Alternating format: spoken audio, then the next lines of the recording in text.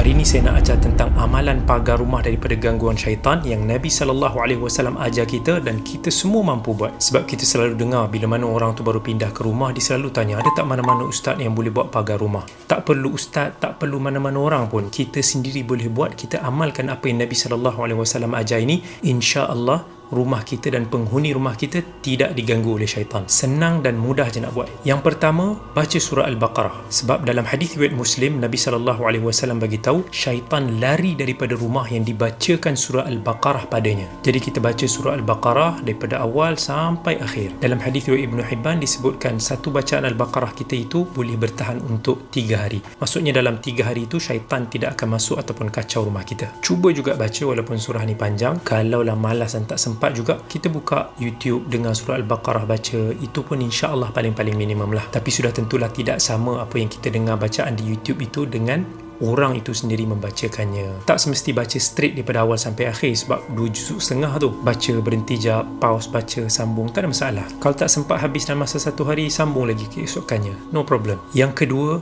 baca ayat kursi sebelum tidur. Dalam hadis riwayat Bukhari, Nabi SAW bagi tahu bila kita dah naik ke tempat tidur kita, kita baca ayat kursi, Allah akan menjaga kita dan syaitan tidak akan mendekati kita sampai subuh. Yang ketiga, amalkan zikir pagi dan petang yang Nabi SAW ajar. Sebab dalam zikir pagi dan petang itu ada zikir-zikir, doa-doa yang melindungi diri kita daripada gangguan syaitan. Antaranya kita baca a'udzu bikalimatillahi tammati min syarri ma khalaq. Maksudnya, aku memohon perlindungan daripada kalimah-kalimahmu yang sempurna daripada sebarang kejahatan yang diciptakan. Dalam hadis riwayat Muslim, Nabi SAW bagi tahu sesiapa yang sampai ke suatu tempat dan dibaca zikir ni, maka dia tidak akan ditimpa oleh mudarat sampailah dia keluar daripada tempat tersebut. Selain itu dalam hadis riwayat Bukhari juga, Nabi SAW ajar juga kita doa a'udzu bikalimatillahi tammah min kulli syaitanin wahammah wa min kulli ainin lamah. Maksudnya kita minta perlindungan dengan Allah daripada syaitan dan juga binatang-binatang yang berbisa dan juga daripada kejahatan penyakit ain. Ada lagi doa harian yang kita boleh amalkan. Contohnya Nabi SAW ajar kita, siapa yang zikir la ilaha illallah wahdahu la syarikalah